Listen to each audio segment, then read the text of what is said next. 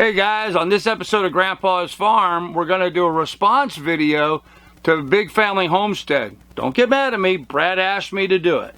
There's always something that needs fed up here on Grandpa's Farm in Alaska. A place where you're always welcome. Come on, Lily, let's go feed.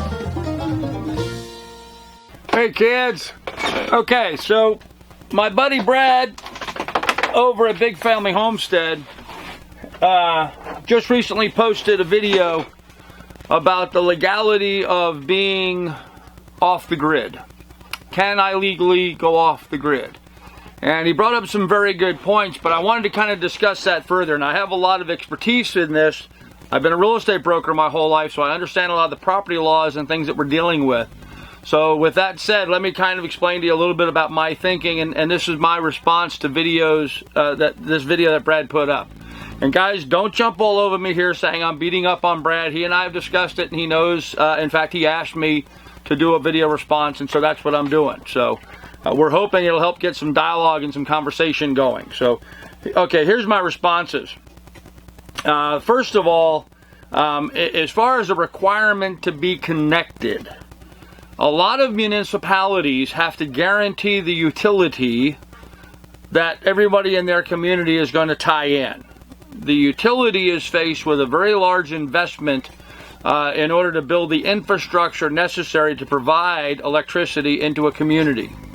So some communities, a lot of communities, will guarantee that utility that everybody in that community will connect to that utility. Now that said, there's connecting and then there's connecting. You can certainly connect to the utility, in which case you probably will experience a minimum monthly bill, but that doesn't necessarily mean you have to use their electricity.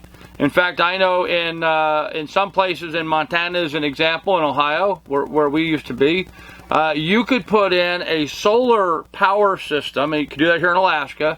You could build a solar power system, and then instead of storing your electricity from your solar panels in your battery banks, you actually run it through the electric meter backwards, turning the electric meter backwards from the direction it was traveling, reducing your electric bill, and then they would then use that electricity coming back up the transmission line to provide power to the other people in the community.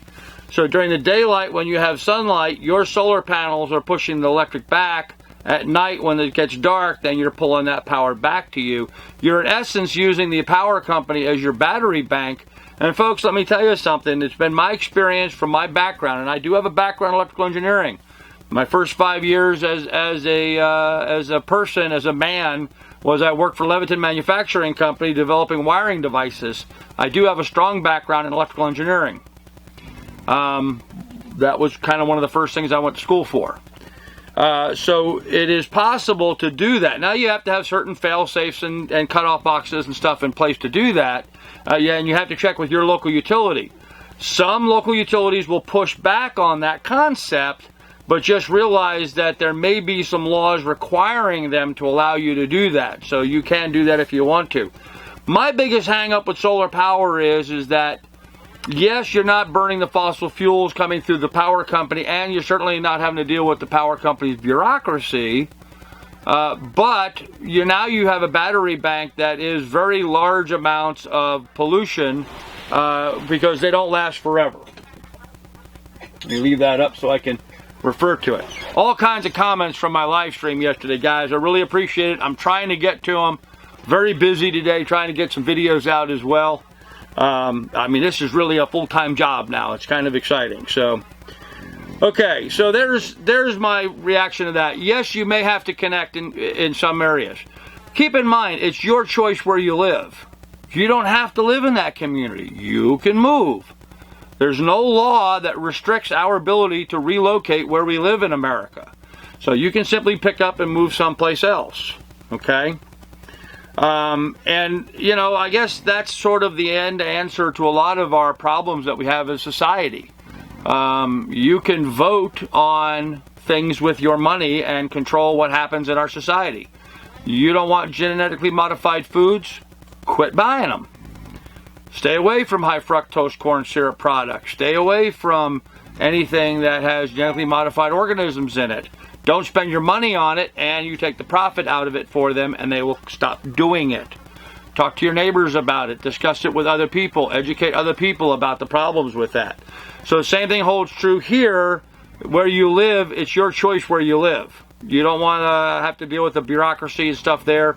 Move. Just be careful when you move. You're not trading off one problem for another. Okay? Brad also brought up the notion that you never really own your real estate. And, you know, I'm going to dismiss this notion out of hand. And yeah, you're going to say, oh yeah, he's a real estate agent, he sells land. But here's the reality of it. You can buy your land and you can pay your land off and it is yours. You own that land. Clear title. Don't confuse your property taxes with not owning your land.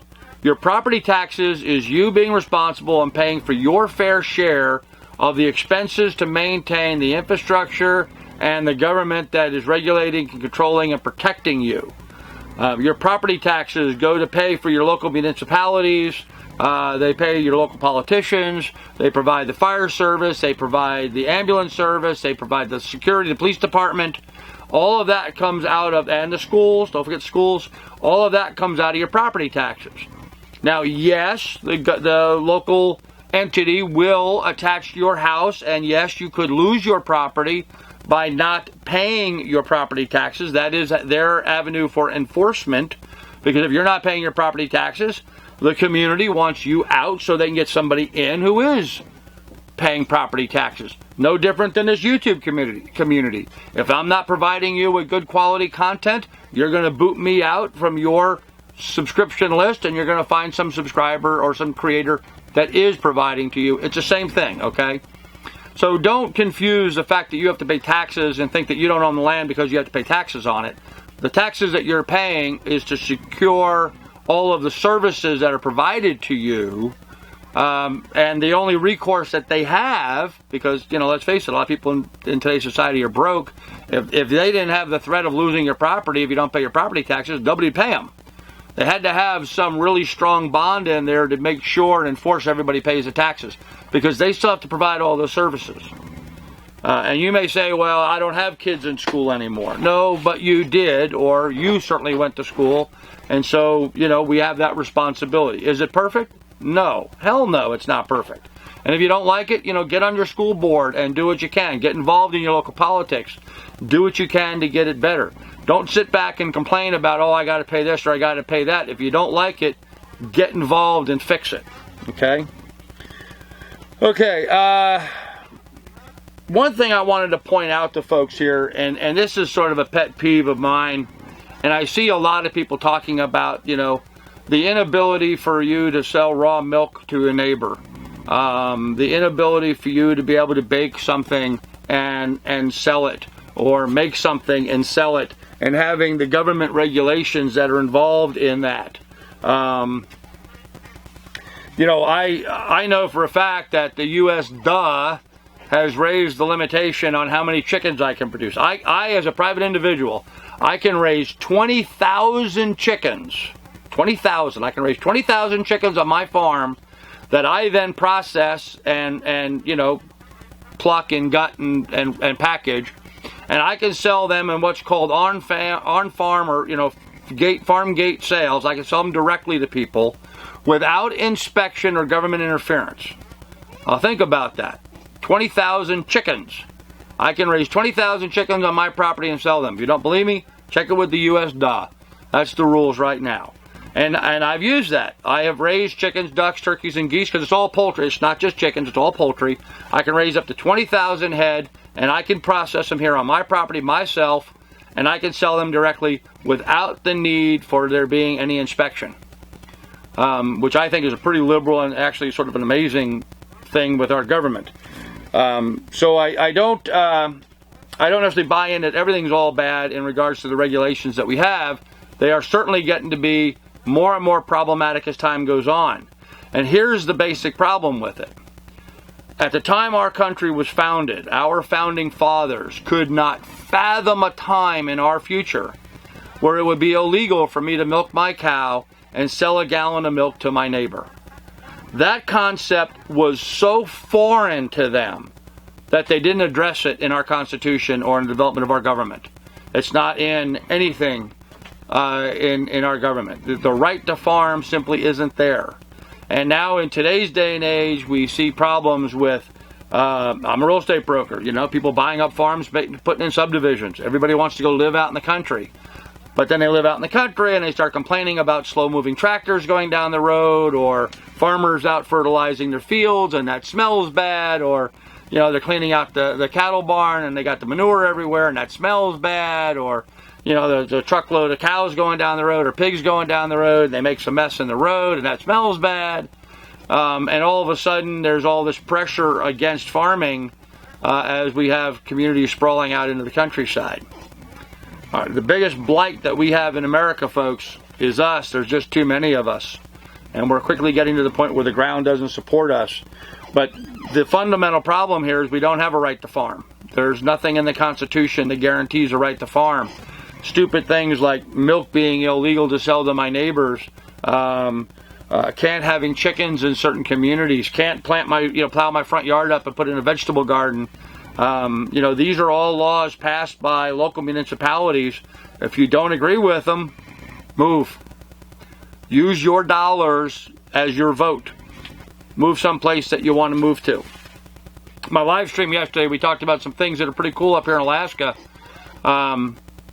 When I lived in Montana, we did not have a building inspector in Livingston, Montana. There was nobody in the county to come out and check my house to make sure it was built to code or to any requirement. Same thing holds true up here in Alaska.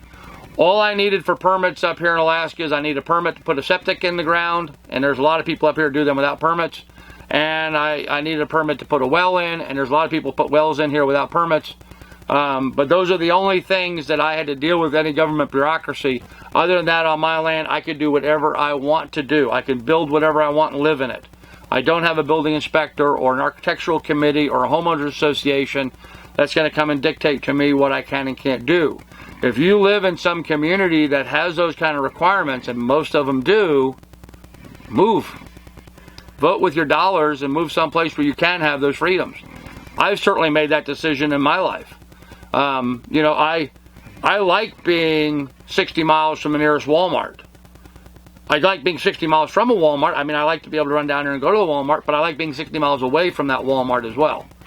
I would prefer it only 25 miles away, but, it is what it is. So anyhow, this is sort of my response to Brad's video. There are a lot of reasons why you have to stay connected to the power grid in a lot of communities. And it's not just electric. It's whatever utility. It could be your water or your sewer. And it's because your local municipality has promised those utilities that you will connect in order to guarantee them enough income to justify them investing the money that they invested in putting all the infrastructure in the ground. That's why they do it. If you don't want to participate in that, move.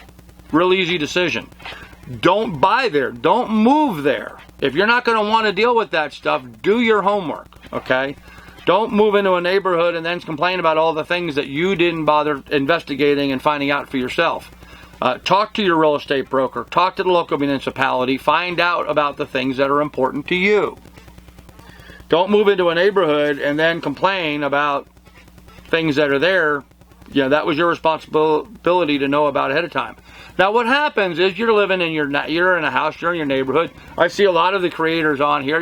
They bought a home, they're living in a community, and then they get the idea to start homesteading. That's fine. Just realize that when you're making that decision, it may require you to relocate. It doesn't make any sense to be on a half acre, a quarter acre, 50 by 100, 2 acre lot in a subdivision, and then decide that you want to start being a homesteader there. It's just not practical. Okay. So the biggest answer to all this is if you don't like the rules where you're at, you can move. You can move someplace that's more in line with your thinking. Certainly places like up here in Alaska, if you're tough enough to live up here, you can have those freedoms. And there's a lot of issues going on. Water catchment systems are a problem.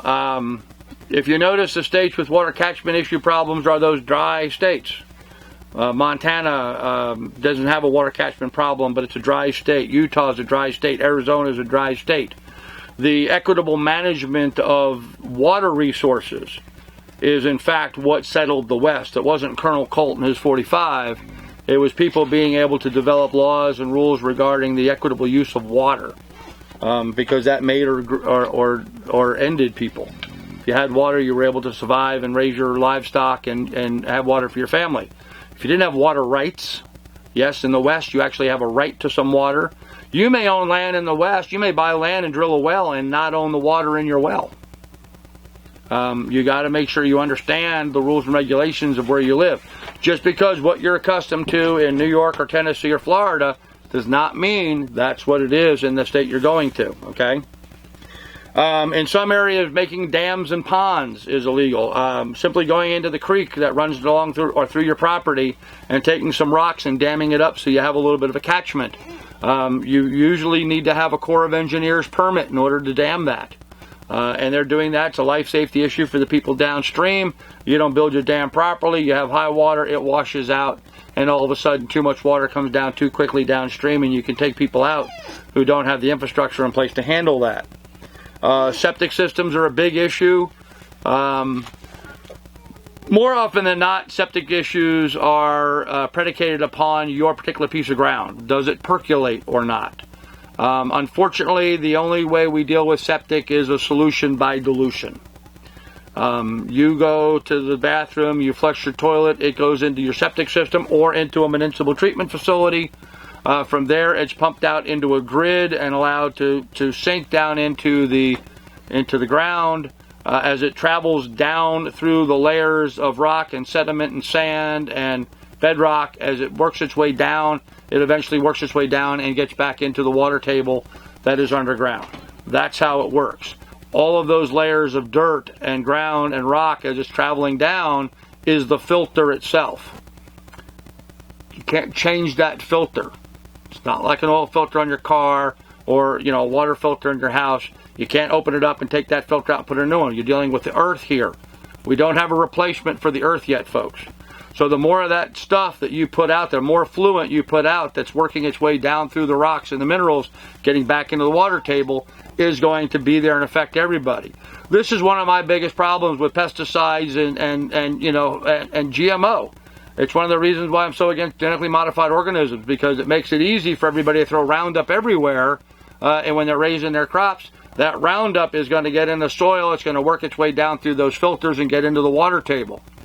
The more often it does that, the more concentrated it's going to become, and eventually it's going to be in all the water, and you're going to have glycophosphate getting all the water. It's just like arsenic is in all the water now, which is mostly a naturally found element, but sometimes it's a byproduct of gold mining. And so what do they say? Your local municipality says, well, we deal with it on a parts per million basis. Again, solution by dilution. And so what they do is, you're allowed so many parts per million of arsenic. Well, pretty soon you're going to be allowed so many parts per million of glycophosphate. And guess what happens? As the toxicity levels of those raise, your local regulators are going to start raising what they say is an acceptable parts per million. To me, arsenic's poison. The acceptable parts per million to me is 0. Same thing holds with glycophosphate, which is Roundup, which is, thank you to some mega companies out there that are poisoning everybody in America. Pay attention if you're buying land to building codes. Setbacks. I noticed a video by another creator. He was talking about people had their chicken coop too close to the property line. They were going to go to jail for having their chickens. It wasn't for having their chickens. It was that they built their coop too close to the property line. A lot of municipalities will have setbacks that require you to stay so far off of your property line. And again, that's just a safety issue for your neighbors and arbitrary rules and regulations that local municipality or homeowners association or whatever have decided on. Again, if you don't like those rules, move. Sell that land and move someplace else where you can be. Okay, well, in summation, that's kind of it. So can you legally move off grid? Sure you can. It's easy to move off grid. You simply sell your property and you go someplace else.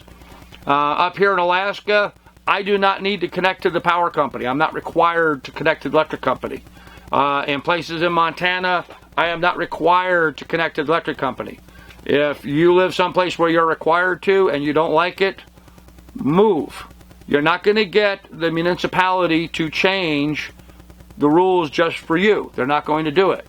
Or do as I suggested. Go ahead and connect to the utility, but then put in solar panels to generate the bulk of your electricity, and work with your utility and push the electric back up the line. That way you're reducing your power consumption.